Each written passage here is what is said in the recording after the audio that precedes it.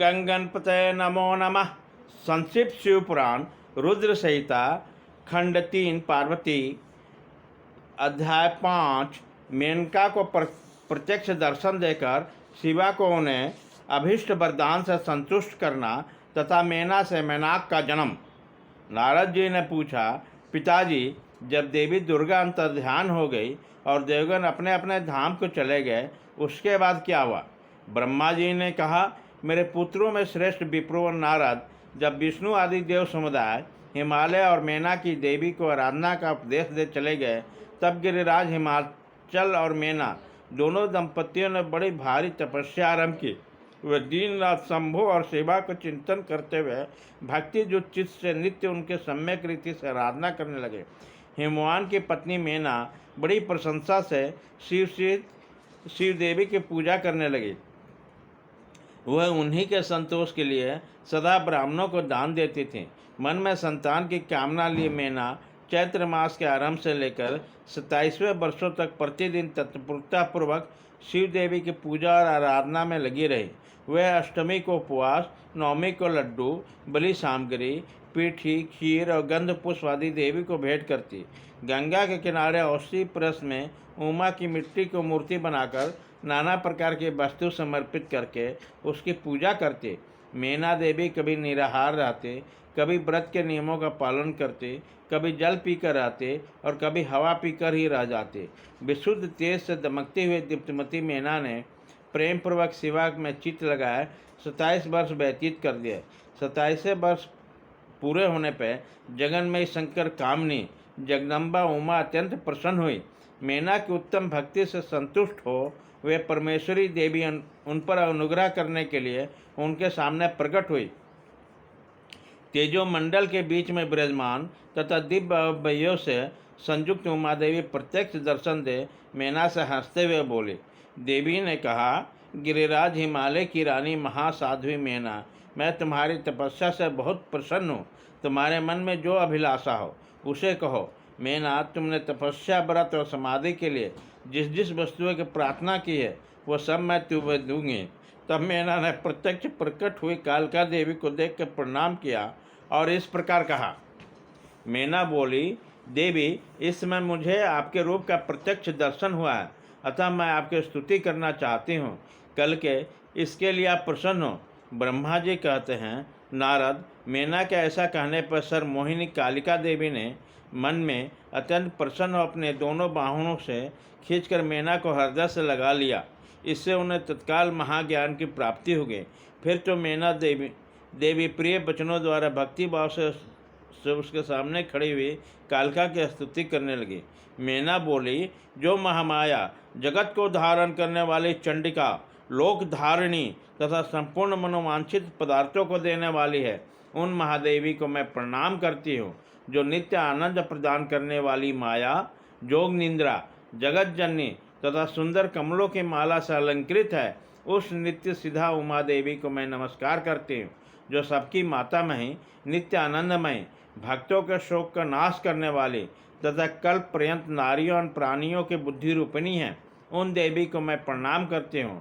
आप यतियों के ज्ञान में बंधन के नाश के हेतु ब्रह्म विद्या है, फिर मुझ जैसे नारियाँ आपके प्रभाव का क्या वर्णन कर सकती है। अथर्ववेद की जो हिंसा, मारण आदि का प्रयोग है वह आप ही हैं। देवी, आप मेरे अभिष्ट फल के सदा प्रदान कीजिए।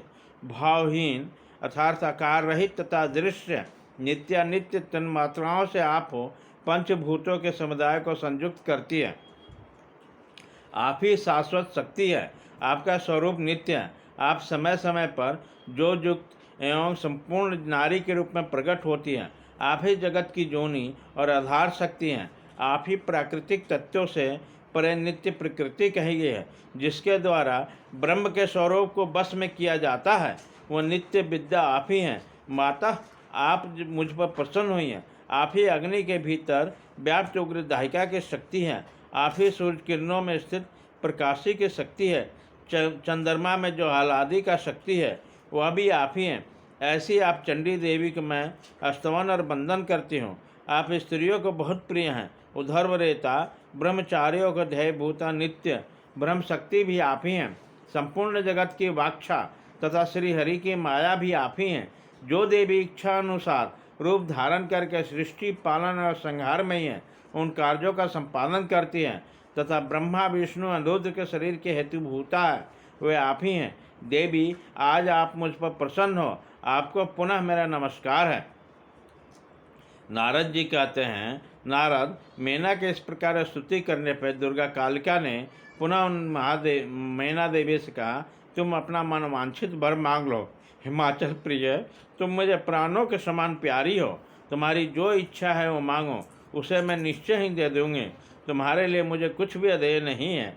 महाश्री उमा का यह अमृत के समान मधुर वचन सुनकर हिमगिरी कामनी मेना बहुत संतुष्ट हुई और इस प्रकार बोली, शिवे, आपकी जय हो, जय हो, उत्कृष्ट ज्ञान वाले महेश्वरी जगदम्बिके। यदि मैं वर पाने के योग्य हूँ तो फिर आपसे श्रेष्ठ वर मांगती हूँ। जगदम्बे, पहले तो मुझे 100 पुत्र हों, उन सबकी बड़ी आयु हो, वे बल पराक्रम से युक्त तथा रिद्धि सिद्धि से संपन्न हो। उन पुत्रों के पश्चात मेरी एक पुत्री हो, जो स्वरूप और गुणों से सुशोभित होने वाली हो, वह दोनों कुलों का आनंद देने वाली तथा तीनों लोकों में पूजित हो। जगदम्बिके, शिवे, आप ही देवताओं का कार्य सिद्ध करने के लिए मेरी पुत्री तथा रुद्रदेव की पत्नी होकर हुई है और तदनुसार लीला कीजिए। ब्रह्मा जी कहते हैं, नारद, मेनका के बात सुनकर प्रसन्न हृदय देवी उमा ने उनके मनोरथ को पूर्ण करने के लिए मुस्कुरा कर कहा। देवी बोली, पहले तुम्हें 100 बलवान पुत्र प्राप्त होंगे, उसमें से भी एक सबसे अधिक बलवान और प्रधान होगा, जो सबसे पहले उत्पन्न होगा। तुम्हारी भक्ति से संतुष्ट हो, मैं स्वयं तुम्हारे यहाँ पुत्री के रूप में अवतीर्ण होंगे और समस्त देवताओं से सेवित होकर उसका कार्य सिद्ध करूँगा। ऐसा कहकर जगद्धात्री परमेश्वरी काल के शिवा मेनका ने देखते देखते वहीं अदृश्य हो गई। तात महेश्वरी से अभिष्ट वर पाकर मेनका को अपार हर्ष हुआ, उसका तपस्या जनित सारा क्लेश नष्ट हो गया। मुने, फिर काल क्रम से मेना का गर्भ रहा, अब प्रतिदिन बढ़ने लगा। समय अनुसार उसने एक उत्तम पुत्र को उत्पन्न किया, जिसका नाम मैनाक था। उसने समुद्र के साथ उत्तम मैत्री बांधी। वह अद्भुत पर्वत नागबधुओं के उपभोग का स्थल बना हुआ, उसके समस्त अंग श्रेष्ठ है। हिमालय के 100 पुत्रों में वो सबसे श्रेष्ठ और महान बल पराक्रम से संपन्न है। अपने से या अपने बाद प्रकट हुए समस्त पर्वतों में एकमात्र मैनाक ही पर्वतराज के पद पर प्रतिष्ठित है। अध्याय 5।